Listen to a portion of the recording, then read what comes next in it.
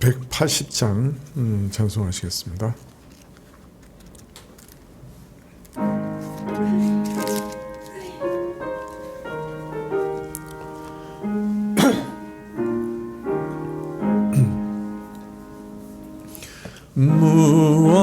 무한하신 주 성령, 우리 어두운 성품에 생명빛을 주소서.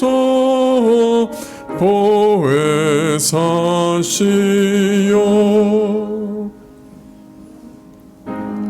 이 죄를 씻으사 피곤한 자 힘주며 잃은 양 찾으소서. 보혜사시여,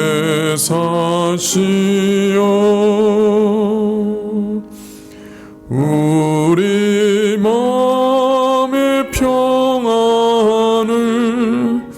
이슬같이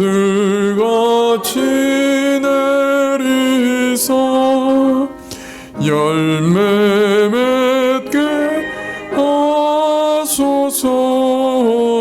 보혜사시여,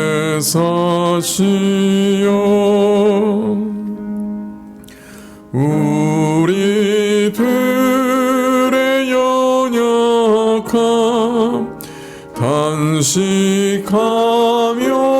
도우사 우리 위에 비소서. 보혜사시여,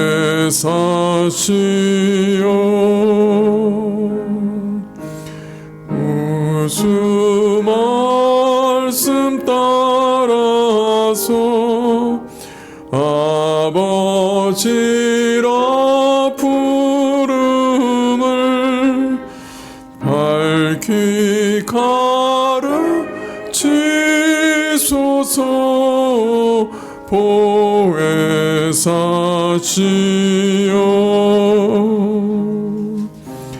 영생하는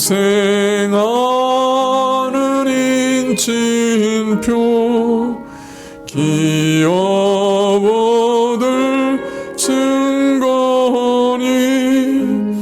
갈 길 인도하소서. 보혜사시여.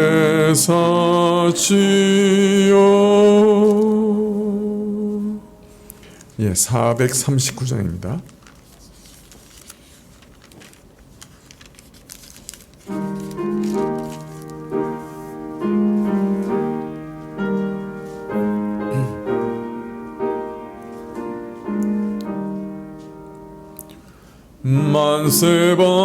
만세반석 열린 곳에 내가 숨어 있으니 원수 마귀 손 못대고 환난 풍파 없도다. 만세반석 열린 곳에 내가 편히 쉬리니 나의 반석 구주 예수 나를 숨겨주소서. 죄에 매여 죽을 인생 편히 쉬기 바라니 주의 가슴 넓은 품에 내가 찾아 안기네. 만세반석 열린 곳에 내가 편히 쉬리니 나의 반석 구주 예수 나를 숨겨주소서. 이 땅 위에 평안 없고 기쁜 일을 몰라도 주 예수의 참 사랑을 내가 이제 알았네. 만세 반석 열린 곳에 내가 편히 쉬리니 나의 반석 구주 예수 나를 숨겨주소서.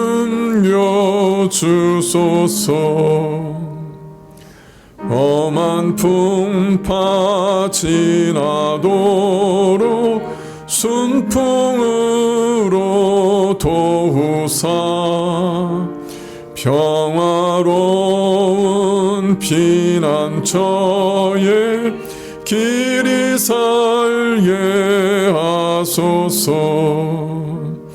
만세 반석 열린 곳에 내가 편히 쉬리니 나의 반석 구주 예수 나를 숨겨주소서.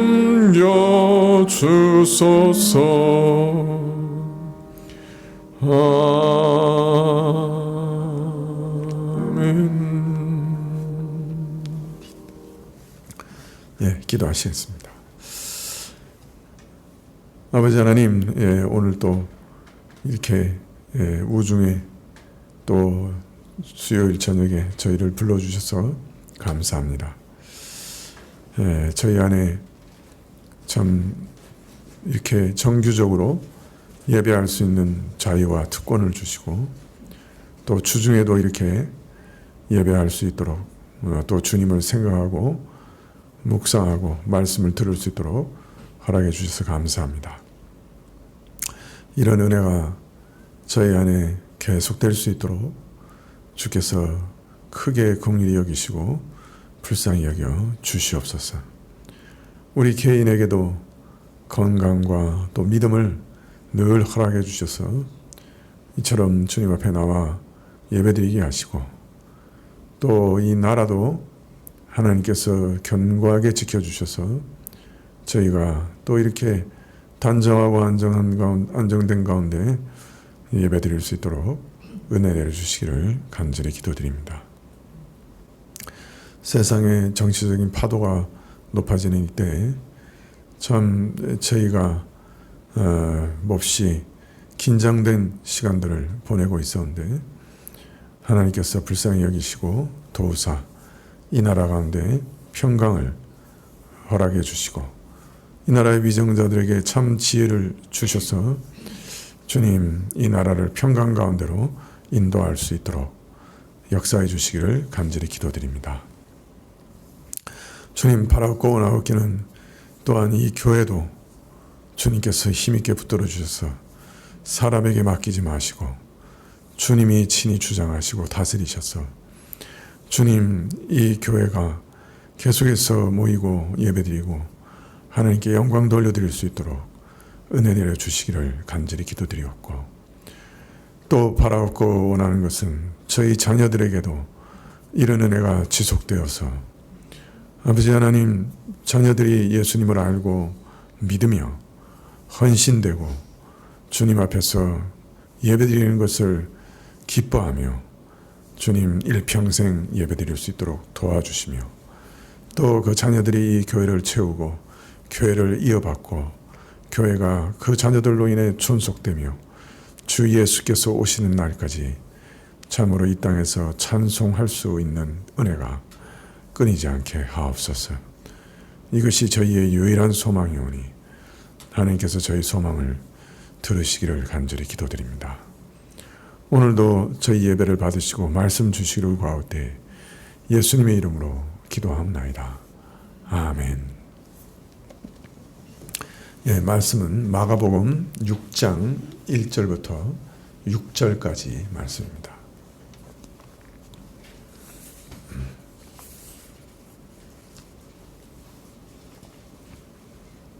예, 신약 61종인데요.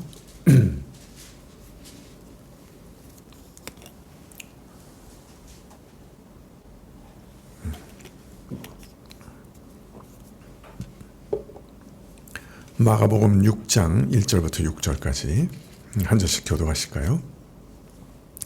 예수께서 거기를 떠나사 고향으로 가시니 제자들도 쫓으니라.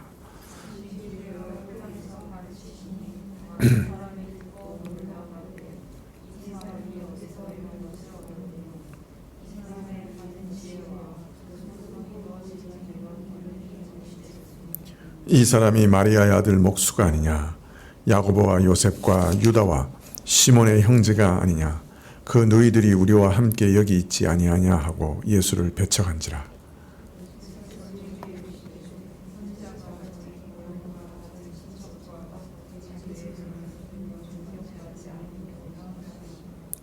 거기서는 아무 권능도 행하실 수 없어 다만 소수의 병인에게 안수하여 고치실 뿐이었고 저의 믿지 않음을 이상히 여기셨더라.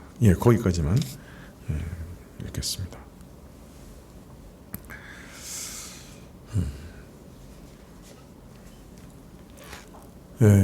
예수님께서 고향 마을 나사렛에 도착하셨습니다. 도착하신 때가 마침 안식일이었고 회당에서 모여서 예배드리는 때 예수님께서는 회당에 들어가셔서 말씀을 펼치시고 가르치셨습니다. 예수님의 가르침을 들은 사람들은 다 놀랐습니다. 오늘 말씀 6장 2절 하반절에 보면 이 사람이 어디서 이런 것을 얻었느냐, 이 사람이 받은 지혜와 그 손으로 이루어지는 이런 권능은 어찌된 일인가 감탄하고 놀랐습니다. 예수님께서 행하시는 권능과 예수님이 하시는 말씀에 큰 충격을 받았다 하는 것을 우리는 이 말씀을 통해 알 수 있습니다. 자, 그런데 오늘 이 마가복음에는 예수님께서 이 회당에서 무엇을 가르치셨는가 하는 내용은 나와 있지 않습니다. 그런데 평행 구절인 누가복음에 보면 예수님께서 이날 이사야의 글을 읽으시고 그것에 대해서 말씀하신 것을 우리가 알 수가 있습니다. 누가복음 4장 18절에 보면 이사야의 글을 읽으시되 주의 성령이 내게 임하셨으니 이는 가난한 자에게 복음을 전하게 하시려고 내게 기름을 부으시고 나를 보내사 복된 자에게 자유를, 포로된 자에게 자유를, 눈먼 자에게 다시 보게 함을 전파하며 눌린 자를 자유케 하고 주의 은혜의 해를 전파하게 하려 하심이라 하였더라. 자, 이 부분을 다 읽으신 다음에 누가복음에 보면 이 글이 오늘 너희 귀에 응하였다. 그렇게 선포하셨습니다. 바로 이 글이 메시아를 예언한 이 글이 오늘 너에게 응하였다. 즉 내가 바로 이러한 일을 하기 위해서 온 메시아다. 이렇게 선포하셨던 거예요. 이스라엘이 지금까지 오랫동안 기다렸던 그 메시아, 그 메시아가 가져올 구원의 날, 그 은혜의 날, 그 은혜의 시대, 바로 나를 통해 이제 이 일이 이루어졌다 선포하시니 회중들은 아마 깜짝 놀랐을 거예요. 수천 년 동안 기다리고 왔던 일인데 예수님이 바로 그 일을 이루신다 선포하시니까 사람들은 그저 예수님께서 갑자기 이렇게 읽으시고 이렇게 선포하시니까 또 그것도 잘 모르는 사람도 아니고 그 동네에서 출생해서 자란 예수님께서 이런 얘기를 하시니까 아마 통상의 반응이었다고 하면은 당장에 이게 무슨 참남한 말을 하는가, 아니 저자가 자기가 메시아라고 주장하는가, 자기를 통해서 은혜의 해가 이제 시작됐다고 말하는가, 아마 분노하고 아마 망령된 일이라고 판단하고 참남하다고 외쳤을 겁니다. 자, 그런데 이런 엄청난 선언을 하시는 예수님에 대해서 이 사람들이 한동안은 좀 귀를 기울였어요. 좀 귀를 기울여 들었어요.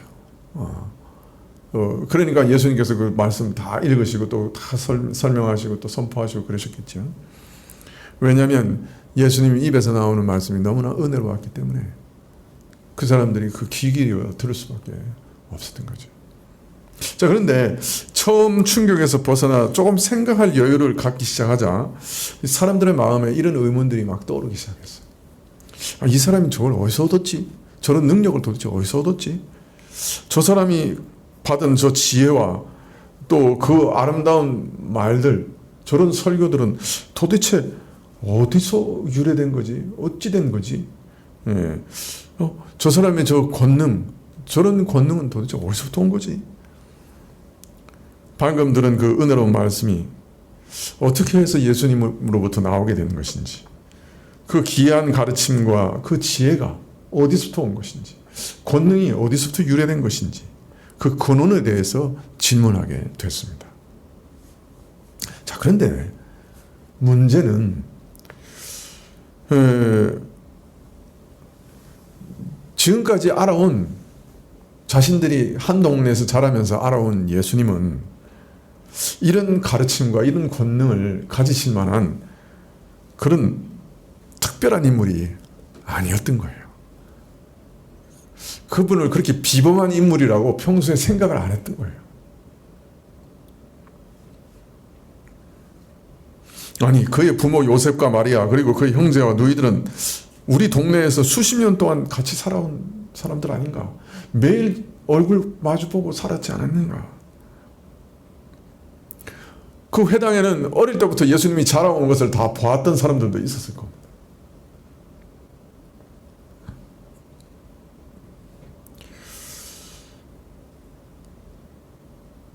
자, 예수님이 입에서 흘러나오는 은혜로운 말씀이 그들의 친숙한 이웃으로서의 예수님의 모습과 너무 동떨어져 있어서 서로 연결짓기가 너무나 어려웠기 때문에 저들은 도대체 예수님의 저 은혜로운 말씀과 저 권능은 어디서부터 근원했는가, 그 근원을 발견하기가 또 그것을 설명하기가 너무나 힘들었던 거죠.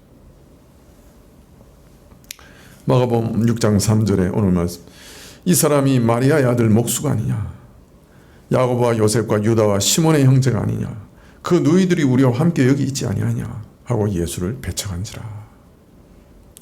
이 말씀에서 우리가 예수님께서 공생애를 시작하시기 전에 무엇 하셨는지 알 수 있어요. 예수님 무엇 하셨다고요? 목수의 일을 하셨다. 목수의 일을 하셨다. 그 동네에서 목수로 일하신 거예요. 마리아의 아들 목수가 아니냐.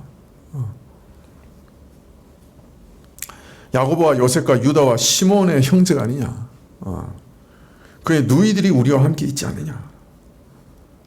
네, 이러한 질문은 나사렛 사람들이 가졌던 그 당시의 당혹감을 표현하고 있다 할 수 있겠죠. 예수님께서 이런 은혜의 이런 말씀과 이런 기적들을 다른 동네에서 하셨으면 어떻게 됐을까요?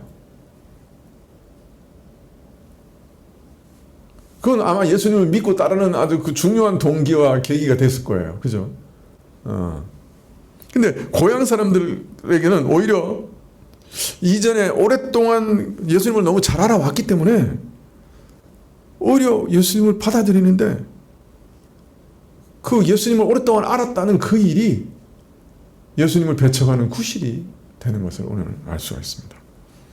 이를 두고서 마가는 밝히기를 그들은 그로 말미암아 걸려 넘어지기 시작했다 이렇게 말하고 있습니다.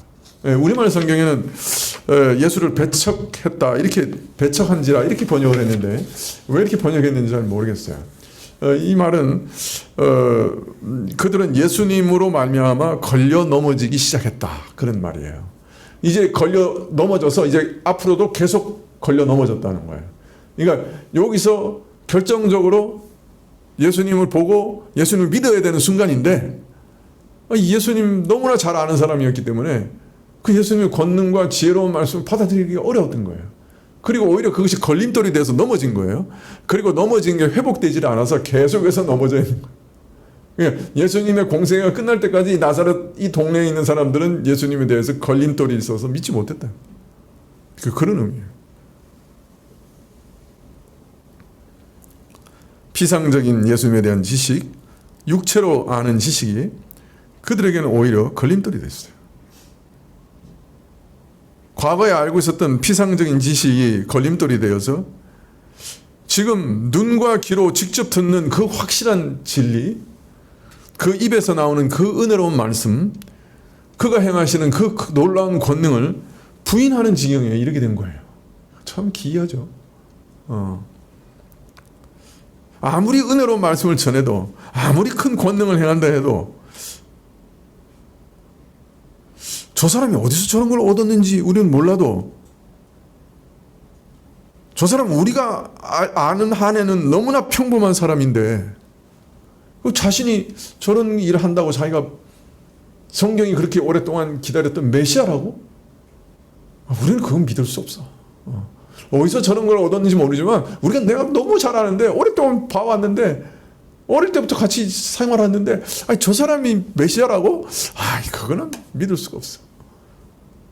그건 받아들일 수가 없어. 이렇게 넘어져 버린 거예요. 저 사람이 그동안 그렇게 유별난 게 있었나? 어디서 갑자기 뭔가를 얻어오긴 했는데 그렇다고 우리가 저 사람 메시아로 받아야 돼.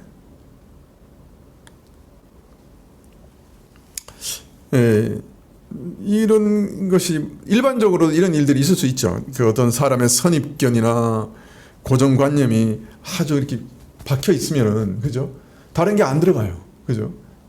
그런 일들이 있을 수 있죠. 그리고 어떤 면에서는 그런 일들 참 선입견이 강할 때 자기가 직접 보고 경험하는 증거도 그죠? 부인해버리는 그런 어떤 좋은 예가 될 수도 있을지 모릅니다. 그러나 여기서는 더 깊은 것이 있는 거예요.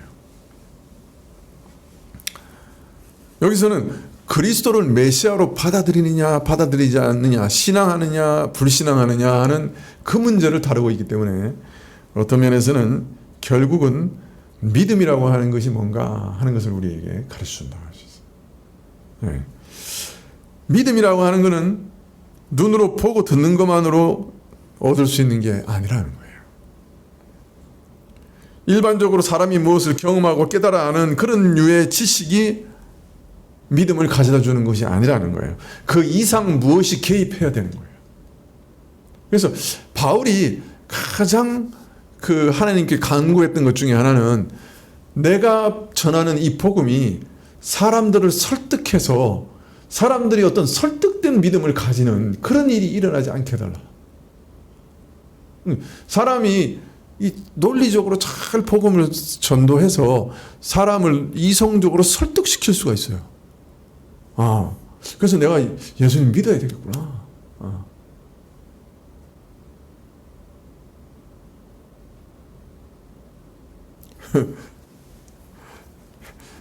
제가 지난주에 주일날 중고등부 학생들하고 이제 입교 교육을 하는데 내가 이제 하나씩 물어봤어요.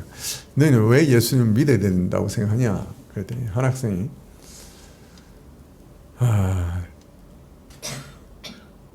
천국 가려고요. 그래, 그 좋은 대답이다. 그래, 그 천국이 있는 거는 믿냐? 그랬더니 천국이 있는지 없는지는 모르지만은 확실치는 않지만은 안 믿으면 지옥 간다는데 믿져봐야 본전 아닙니까? 그래야 믿어야죠. 그래서 내가 네 믿음이 크다.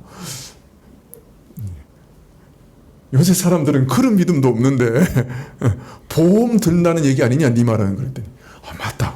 보험을 드는 거. 요새 사람들은 너무 믿음이 좋아가지고 예수님 안 계신다고 확신하고 그런 보험을 들 생각도 안 하는데 넌 그래도 꽤 지혜롭다 야. 근데 일면 얼마나 씁쓸한지. 이 일을 어찌할꼬.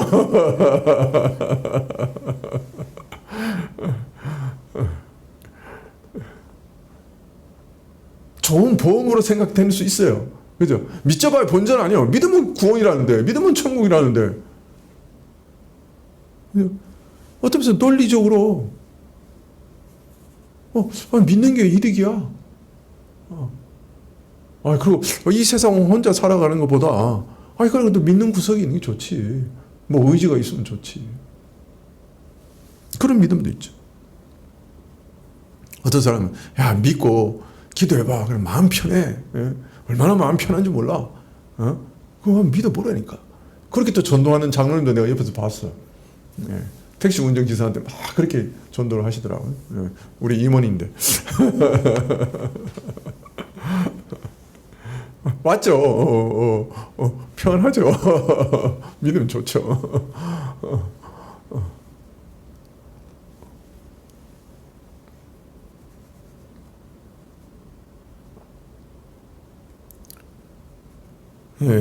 우리가 전도할 때 자주 어떤 사람들이 얘기하죠. 보여주면 내가 믿겠습니다.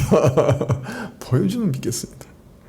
여러분, 근데 보여주면 다 믿습니까? 예수님 3년 동안 이스라엘에서 자신을 늘 보여주셨잖아요. 그게 믿었습니까? 모두가. 그의 입에서 나오는 은혜로운 말씀을 다 들었잖아요. 잠깐 위로가 돼요. 예수님만큼 제가 설교를 잘하겠어요? 예수님 말씀을 그렇게 전했는데도 그 중에 소수가 믿었지 다수가 믿은 건 아니잖아요. 그죠? 어떤 때는 제가 내가 설교를 너무 못해가지고 우리 교인들이 그렇게 은혜를 못 받나 내가 자책할 때가 있는데, 그래도 예수님 말씀을 읽으면 조금 위로가 될 때가 있어요. 예수님도 다 구원하지는 나는 못하셨다. 다 구원하지는 않으신 거죠. 다 믿은 거 아니에요? 그 생각하면 내가 전한다고 해서 뭐 다 은혜 못 받아도 뭐 그럴 가능성 얼마든지 있지.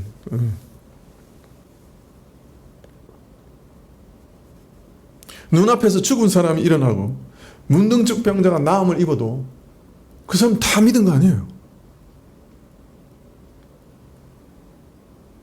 믿는 사람 별로 없었어요. 심지어는 10 문둥병자가 가다가 예수님께 기도했어요. 저 멀리서 예수님 우리 낫게 해주세요. 제사장한테 가서 보여. 그 당시 율법은 그죠?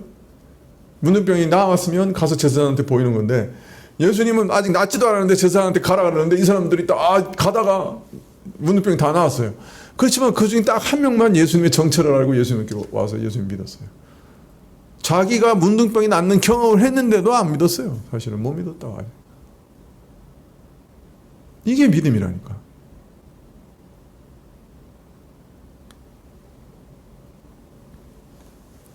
하나님께서는 때때로 그런 방법을 통해서 사람들을 부르세요. 눈으로 보고 체험하고 그런 방식으로 믿음으로 인도하세요. 하나님은 그런 방편을 사용하시기도 해요. 그게 사실입니다만은, 그러나 눈으로 그것을 본 경험 자체가 우리를 믿게 하는 건 아니에요. 왜냐하면 똑같이 경험한 사람들이 다 믿는 건 아니기 때문에. 이적을 경험했다고 다 믿는 건 아니잖아요. 오병이의 기적을 다 체험했어요. 5,000명의 남자만. 근데 그 사람 중에 몇 사람이나 믿었어요. 나중에 예수님 뭐라고 하셨어요? 니들이 나를 따라오는 거는 표적을 보고 그 표적이 전하는 그 비밀을 깨달아 알고 나를 믿는 게 아니고 먹고 배불러서 나 따라오는 거야 라고 얘기하셨어요. 그러니까 아무도 그 표적에 담긴 진짜 의미는 알지 못했고, 그 표적을 행하시는 예수님이 누군지는 진짜 아무도 알지 못했던 거예요. 먹고 배부른 까닭에 예수님 그냥 쫓아다닌 것 뿐이에요. 그리고 예수님이 왕 삼으면, 그죠? 예수님께서 맨날 밥 먹을 때마다 떼주시면 얼마나 좋아. 왕 삼자고 달라들었잖아요. 물론 저라도 그랬을 것 같아요. 그죠? 저라도 그랬을 것 같아요. 예수님만 붙들고 살면 은혜로운 말씀 전해주셔. 삼시세끼 떡 떼서 주셔. 무슨 걱정 근심이 있어. 광야라고 못 따라갈 게 뭐가 있어. 저라도 그럴 것 같지만 그러나 예수님이 정말로 그 일 행하신 의미와 그가 누구신지 그건 진짜 깨달지 못했어요.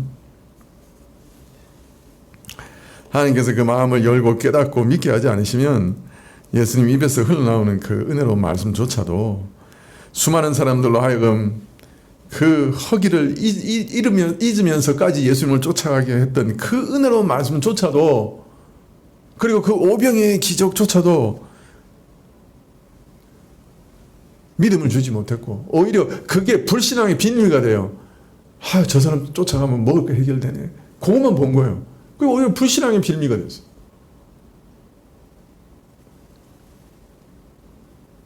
오늘 나사렛 예수님의 고향 땅 사람들도 예수님과 함께 가까이 지내온 그리고 알고 온 그 경험과 지식이 오히려 걸림돌이 돼가지고 걸려 넘어져가지고 예수님을 배척하게 된 것이에요. 고향 사람들의 이런 모습을 보시고 예수님께서 탄식하며 이렇게 말씀하십니다. 6장 4절 하반절에 선지자가 자기 고향과 자기 친척과 자기 집 외에는 존경을 받지 않음이 없느니라.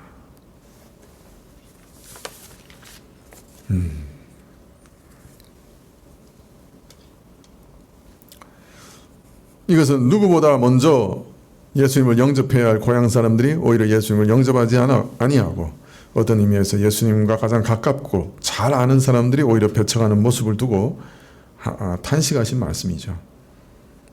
더 나아가 자기 나름대로 예수님을 알아왔다 하는 어떤 그 선입견과 경험과 지식이 오히려 걸림돌이 돼서 그를 배척하게 된 이해하기 어려운 일을 두고 탄식하신 말씀입니다. 주 성령이 내게 임하셨으니 이는 가난한 자에게 복음을 전하게 하시려고 내게 기름을 부으시고 나를 보내셨다 하는 이사야의 예언은 하나님께서 약속하신 메시아께서 오셔서 행할 일들을 알리시는 말씀이요.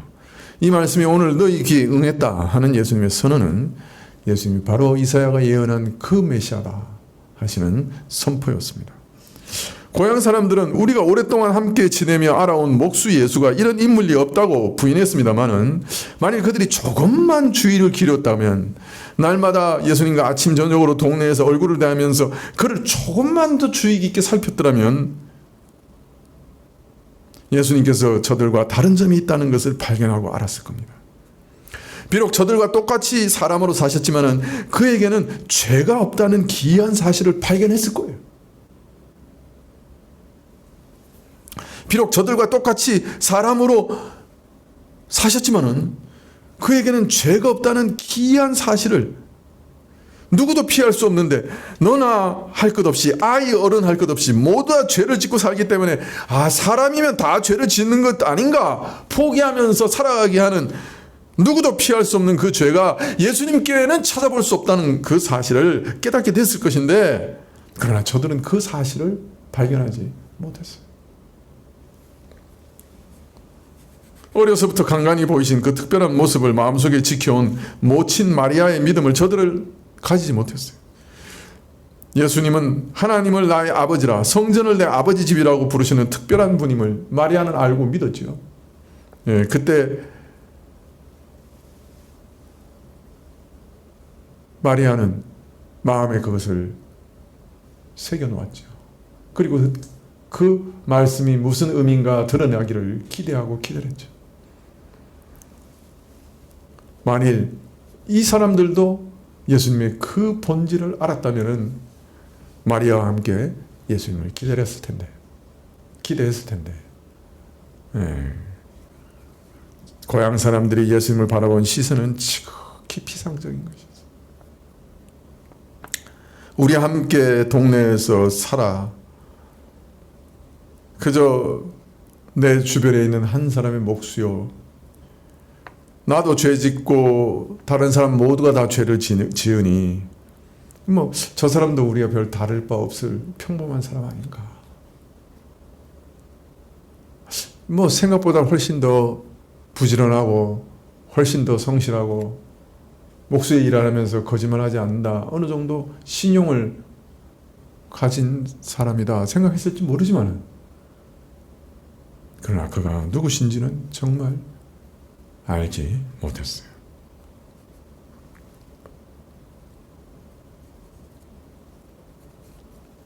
이런 피상적인 지식이 정작 예수님께서 자신의 참모습을 드러내어 은혜의 복음을 선포하시자 오히려 걸림돌이 돼서 그를 배척하게 만들었던 것이죠.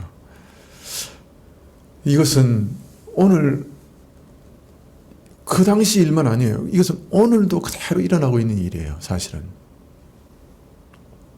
어려서부터 많은 사람들이 예수님에 대해서 주일학교에서 배우고 알아와요. 배워요. 근데 그것이 참된 믿음에 이르지 못하고 피상적인 지식에 머물 때가 많이 있죠. 근데 문제는 이것이 걸림돌이 돼요. 내가 지금까지 예수님에 대해서 많이 어머니 뱃속에서부터 지금까지 배워왔지만은 아이고 예수님께 뭐 별다른 게 있나? 예수님이 내게 주는 그 절절한 은혜, 죄인이라고 하는 그 무서운 그 공포, 그 지옥의 공포 이런 걸 전혀 느껴본 적이 없거든요. 더욱이 이 세대 청소년들은 뭐 배고픈 걱정을 해봤어. 뭐 요새는 부모님들이 뭐 이렇게 뭐 해라고도 안 하시나 봐요. 내가 이번에 그 중등부 애들한테 물어봤는데 부모님들 다 좋아해. 자기들한테 간섭도 안 한대. 어떻게 우리 교회 부모들은 그렇게 착한지 모르겠어.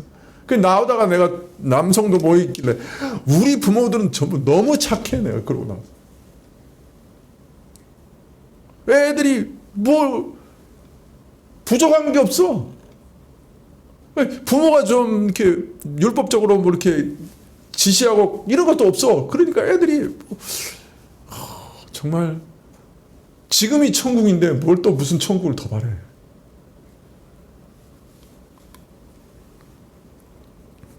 그리스도에 대해서 듣긴 들었지만 그 뭐가 심각한 게 없는 거예요.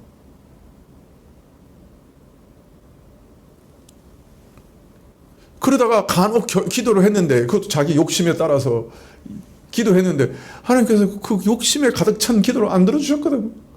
그랬더니 하나님 내가 기도해도 뭐 들어주지도 않던데 이러고 자빠졌네. 죄송해요.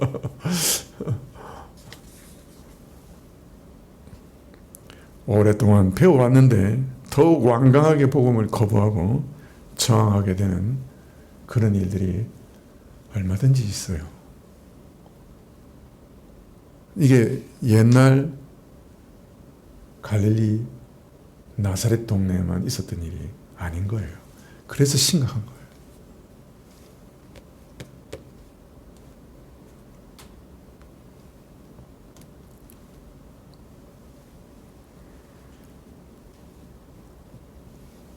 오늘 아주 흔히 한국교회에 아주 흔히 볼 수 있는 걸림돌이에요. 내가 20년 들어왔는데 뭐 별다른 게 있어? 그래요.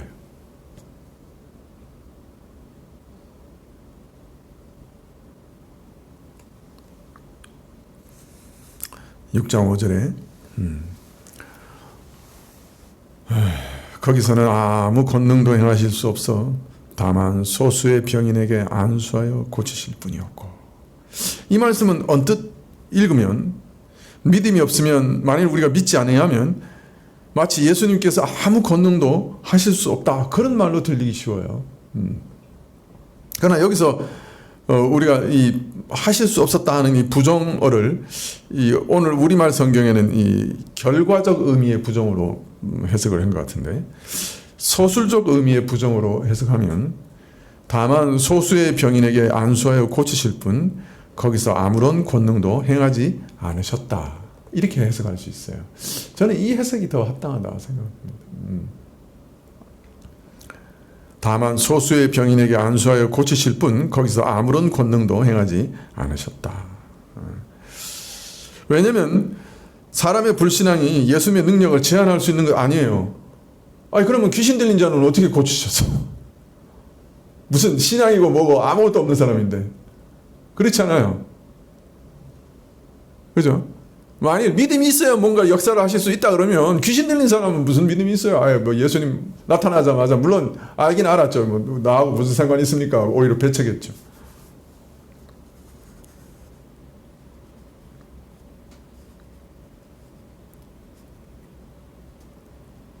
모든 사람들에게 어떤 면에서는 그 믿음과 전혀 상관없이 오직 그를 불쌍히 여기시는 마음으로 능력을 행하셨죠. 귀신 들린 자는 귀신을 쫓아내셨죠.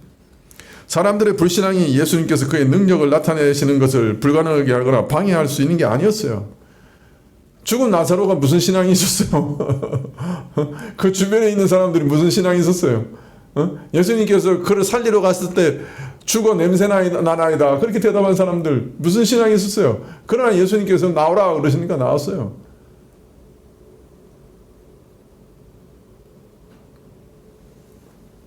우리가 믿든지 믿지 않든지 예수님께서 우리에게 구원의 은혜를 베푸시는 그 능력에는 아무 영향을 미치지 못해요. 예수님께서는 사람의 믿음과 불신앙에 상관없이 그의 능력을 얼마든지 나타내실 수 있는 분이에요. 자, 그런데 병행구절인 마태복음 13장 58절을 보면 저의 믿지 않음을 인하여 거기서 많은 능력을 행치 아니하시니라. 그래서 여기서는 믿지 아니하였기 때문에 행치 않으셨다 이렇게 되어 있어요. 그러니까 행치 않으신 연유가 믿음과 관계 있다고는 분명히 얘기하고 계세요.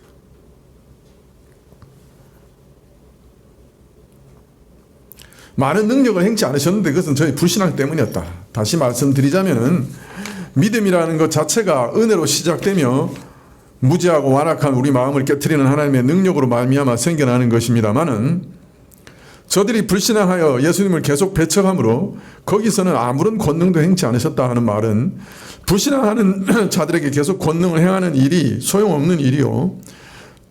또 더욱 저들로 하여금 죄를 더하게 하는 일이기 때문에 권능을 더는 행치 않으셨다 하는 말씀이 될 겁니다.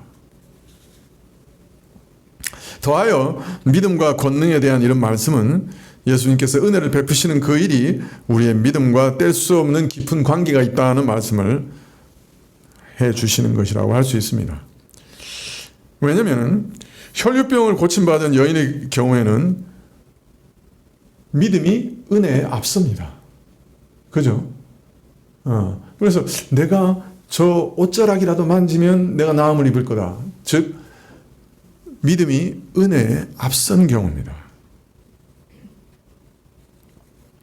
그래서 믿음으로 예수님께 접촉했을 때 그를 깨끗게 하는 권능이 나타났던 것이죠. 자, 그런가 하면 마귀의 지배를 받는, 그래서 우리를 떠나서서 우리가 무슨 상관이 있습니까? 배척하던 귀신 들린 자에게서는 귀신을 쫓아내 주셨어요. 실제로는 은혜가 믿음보다 앞섰어요. 자, 그러나 어느 경우이든지 믿음은 은혜를 베푸시는 일과는 떨어질 수 없어요. 항상 함께 가는 거예요. 귀신 들린 사람 처음에는 귀신의 영향으로 예수님을 배척했지만은 귀신이 쫓겨나는 은혜를 잊고서는 예수님을 따르겠다고 얘기해요. 믿음이 거기서 드러나요.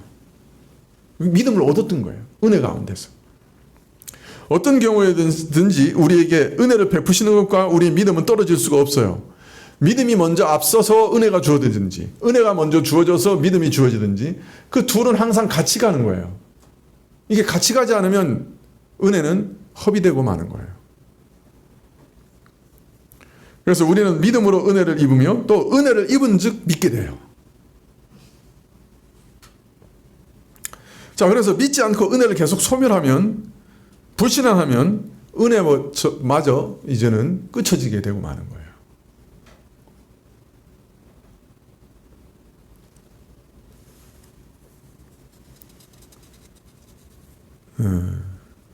그래서 우리에게 은혜가 계속 주어지는데 믿음으로 그것을 붙잡는 것이 굉장히 중요해요. 은혜를 허비하지 않는 게 중요하다. 믿음으로 그 말씀을 화합하는 게 참 중요해요. 또 우리의 믿음은 하나님의 은혜를 우리에게 또 가져다 주기도 해요. 믿고 구하고 빼달릴 때 하나님의 은혜가 우리에게 주어지기도 하는 거예요. 그러나 믿음과 은혜는 무엇이 앞서든지 간에 항상 같이 가야 되는 거예요. 결과를 만들어내야 되는 거예요. 믿음이 은혜의 결과가 나오든지 은혜가 믿음의 결과가 나오든지 이게 나와야 되는데 은혜가 주어지는데 믿음의 결과가 안 나와. 그럼 그 은혜는 소멸되는 거 아니에요. 그죠? 계속해서 소멸하는데 계속해서 은혜를 붙지 않으신단 말이에요. 그죠? 오늘 같은 경우에는. 왜? 저 사람들이 더 죄만 범하는 것이 되기 때문에.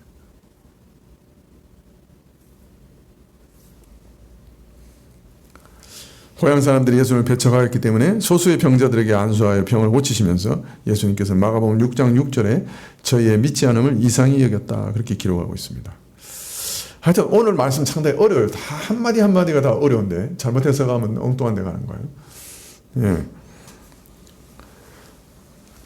예수님께서 이상히 여기셨다. 이 말을 어떻게 이해해야 돼요? 아니, 예수님께서 사람을 모르시나요? 사람의 마음을 모르시는 분인가요? 그렇지 않죠. 그들의 불신앙을 모르셨을까요? 그렇지 않죠.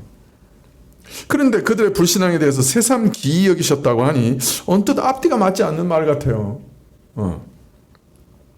자, 그런데 이 말씀의 참뜻을 하기 위해서는 정반대의 경우를 한번 생각해 봐야 돼요. 이 기이 여기셨다는 말이 또 나오는 데가 있어요. 어디인지 기억나세요? 예수님께서 참 기이 여기셨더라.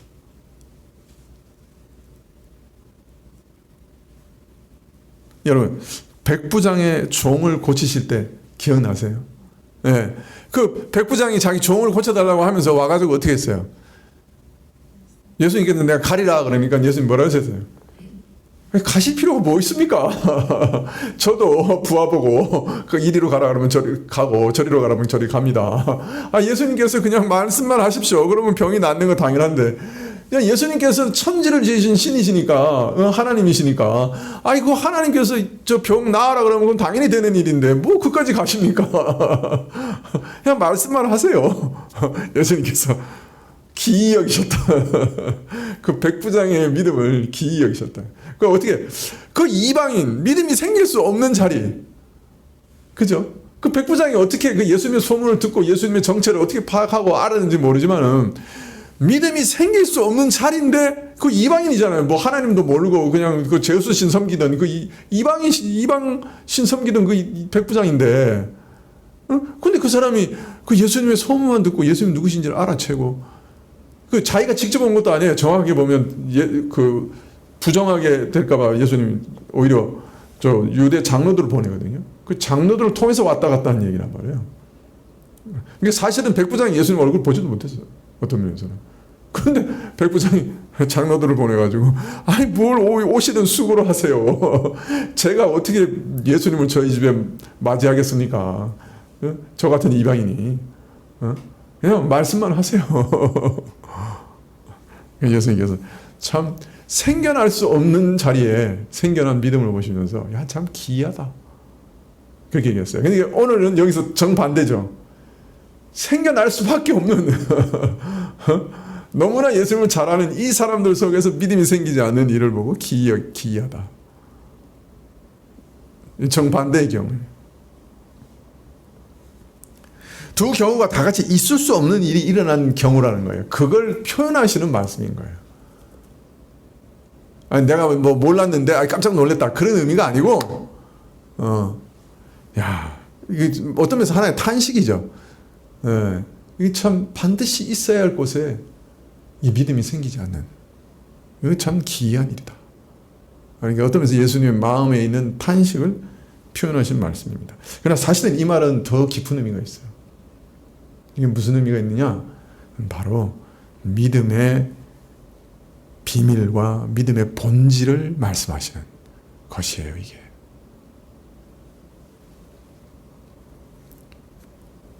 단지 백부장의 믿음이나 나사렛의 불신앙은 그것만 기이한 게 아니에요. 믿음이라는 자체가 기이한 거예요. 믿거나 믿지 않는 그 일 자체가 설명하기 어려운 기이한 일이에요.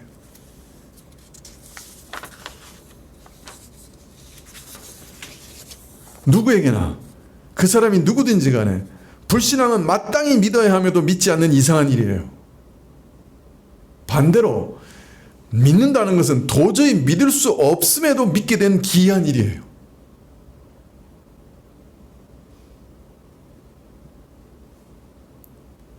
도대체 목사님 지금 무슨 말을 하고 있는 거예요? 라고 말해도 이게 진리예요. 너무나 명백한 증거들이 있잖아요. 그죠?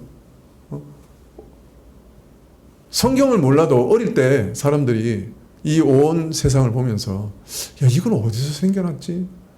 나는 누구지? 나는 왜 존재하지? 그런 생각 다 스쳐 지나가요. 하나님을 찾는 본성이 있다고요.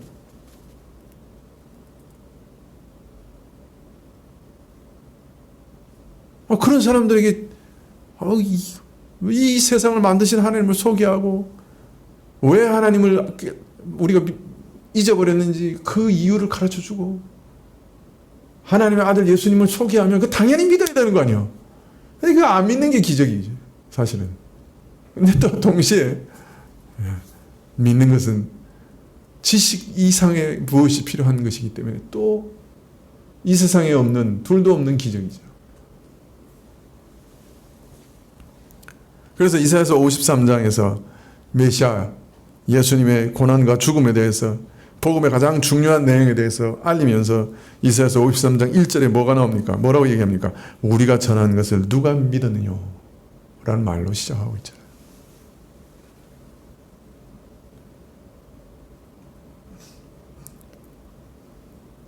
그리스도를 향한 믿음이 이렇게 신비한 것입니다. 아무나 믿을 수 있는 거 아니고, 믿고 싶어도 믿어지는 거 아니고, 이 믿음이라고 하는 것은 참 귀한 것이에요.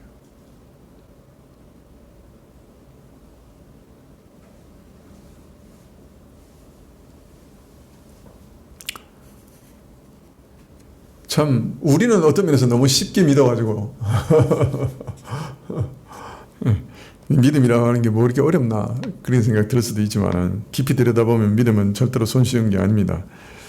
어마어마한 장벽을 뛰어넘는 거예요. 죽었던 영혼이 다시 살아난 거예요. 이 세상에 없는 죽음이라는 장벽을 뛰어넘는 하나님의 능력이 우리에게 주어졌기 때문에, 생명이 주어졌기 때문에 믿게 된 거예요. 아니, 사람이 태어나면 한 번은 다 죽어. 누구나 다 알고 있는 상식적인 얘기를 하는 게 아니에요. 도저히 믿을 수 없는 일. 100세 경수가 다 끊어졌는데 내년에 네가 아들을 낳을 것이다 하고 말하는 것보다 더 놀라운 믿음. 너는 이미 죽었는데 다시 살아날 거다. 믿을 수 없는 거는 믿는 거. 그게 믿음이거든요.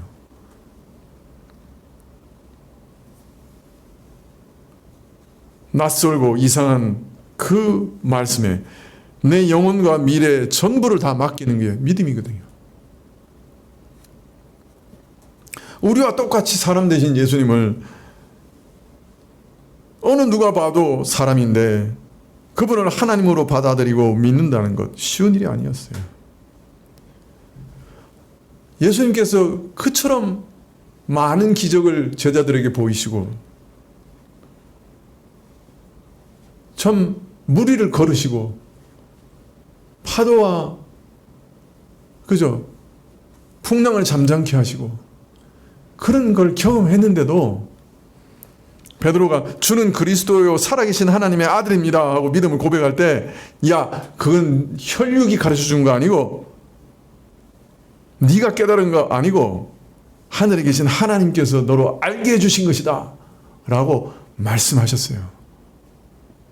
그렇게 믿음은 기이한 거예요.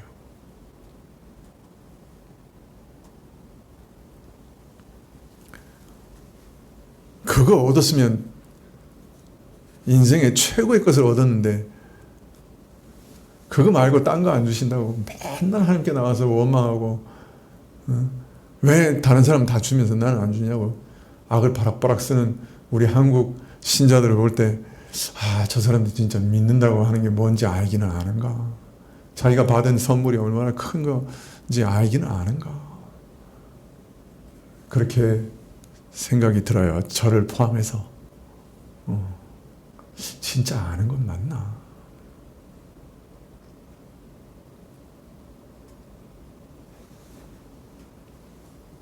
자, 이처럼 참 믿음은 하나님께서 그 마음을 열어 깨닫게 해주시는 은혜예요.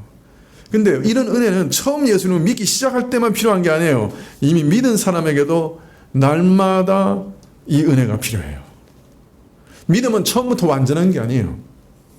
성숙해지는 거예요. 사실은 날마다 예수님을 더 새롭게 알아가는 거예요. 참 놀라워요. 같은 성경 본문인데 200번도 더 읽은 것 같은데 어느 날 그 성경 본문이 열려서 보여요. 새로운 세계가 보여요. 야, 이 말씀이 이 얘기였네. 내가 이거 200번 읽는 동안에 이거 내가 이 얘기 하시는 건지 몰랐네. 아니, 지식적으로 그 말씀 다 알죠. 그런데 그게 기이하게 열리면 다른 세계가 보이는 거예요.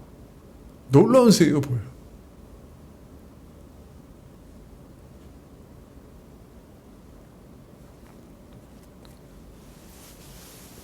그래서 그 말씀들이 쌓이고 쌓여서 점점 더 하나님을 더 깊이 알게 되고 하나님의 원리를 알게 되고 사람이 누군지를 알게 되고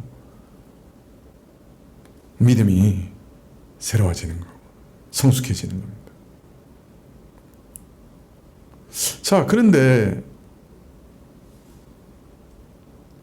오늘 말씀같이 어떤 경우에는 지금까지 알아온 예수님과는 너무 다른 예수님, 너무나 내 수준을 뛰어넘는 어떤 계시, 너무나 낯설고 어떤 때는 멀게 느껴지는 그런 계시가 우리에게 주어질 수 있어요.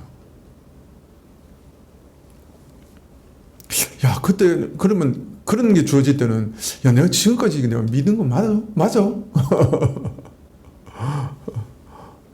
내가 지금까지 제대로 뭘 알고 믿었던 거야? 의문을 품기도 해요. 내가 진짜 믿음이었나? 그때마다 우리는 이 낯선 것을 극복하기 위해서 오랫동안 하나님 앞에서 기도하고 범민하고 그래야 될 때가 있어요. 자칫 잘못하면 이전에 알고 있었던 그 부족한 지식이 예수님을 더 깊이 새롭게 아는데 방해가 될 수도 있어요.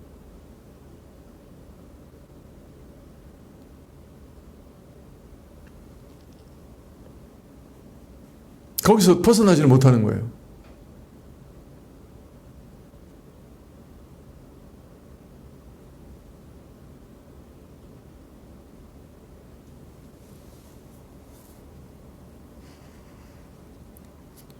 네, 이런 일을 당할 때 신자는 다만 하나님 앞에 또다시 엎드려서 이 장벽을 극복할 수 있게 해주시기를, 더 참되고 더 깊은 믿음에 이르게 해주시기를 간절하게 기도할 뿐이죠.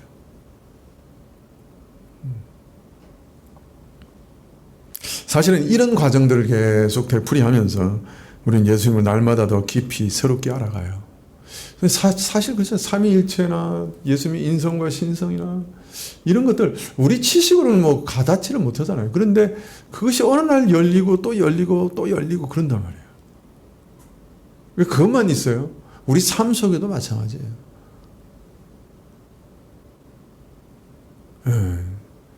우리의 물질을 다루는 원칙이라든지, 그죠? 사람과의 관계라든지, 뭐 우리가 감당할 수 없는 원리들이 우리에게 주어질 때 참 우리가 좀 어안이 벙벙해질 때가 있잖아요. 사실 죄라고 하는 것도 그렇잖아요. 처음에야 뭐 내가 좀 뭐 이렇게 거짓말도 하고 뭐 이게 뭐 나쁜 짓도 하고 뭐 이러니까 내가 죄인이다 이렇게 생각하다가도 나중에 보면 하나님을 온 마음과 온 뜻과 온 힘과 온 정성을 다해 사랑하고 내 이웃을 내 몸처럼 사랑하라고 그러시는데 가만히 생각해 보면 죄 아닌 게 하나도 없어. 다 죄야.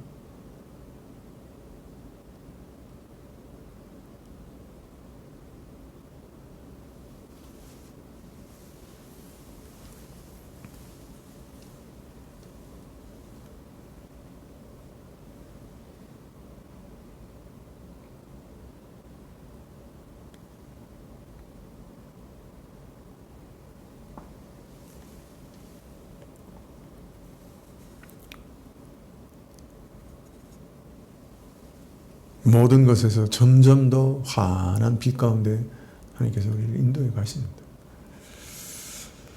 그러나 믿음이라고 하는 건 하루아침에 번개 번쩍이듯이 완전한 모습으로 내게 주어지는 것은 아닌 것이죠.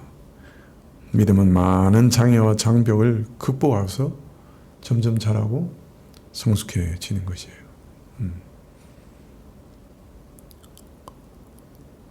많은 건건한 때도 건너가야죠. 처음에 딱 예수님 믿으면 뭐 세상에 이런 게 다 있나 얼마나 좋은지 미럴 여행 가는 것 같아요. 한 몇 년 지나면은 부부도 사이에도 건조한 때 그냥 그런 것처럼 믿음도 건조하고 뭐 말씀을 들어도 그거 다 아는 얘기고 시큰둥하고 내가 알고 있는 그것이 사실은 내게 걸림돌이 돼가지고 목사님 또 저희 얘기 성실한 사람은 성경에다 적어놔 1900 몇십 년 몇 월 며칠 날 언제 말씀하셨던 그 얘기 또 하시네. 그게 은혜로 와닿아야 되는데 기억에만 남아 있는 거예요. 그냥. 아니면 그게 새로운 은혜로 또 주어져야 되는데 그냥 이전에 알고 있었던 거니까 뭐 새롭지 않는 거예요. 나사렛 동네에서 한참 헤매다가 또 오늘 갑자기 또 소망을 은혜를 주시면 또 그때 또 이런 죄인이 이런 은혜 주시네. 이러면서 또 살기도 하는 거죠.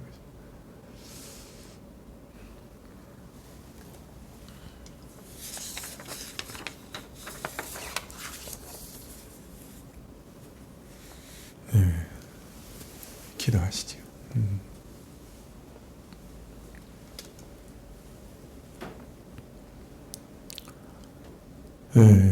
주 앞에 엎드려 주의 은혜만을 우리 눈을 열어주시고 주를 알게 하시는 그 은혜만을 기대하면서 기도합니다.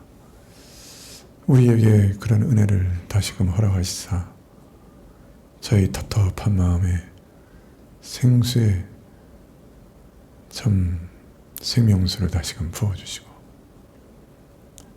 우리 자녀들 수십 년 교회 나왔지만은 참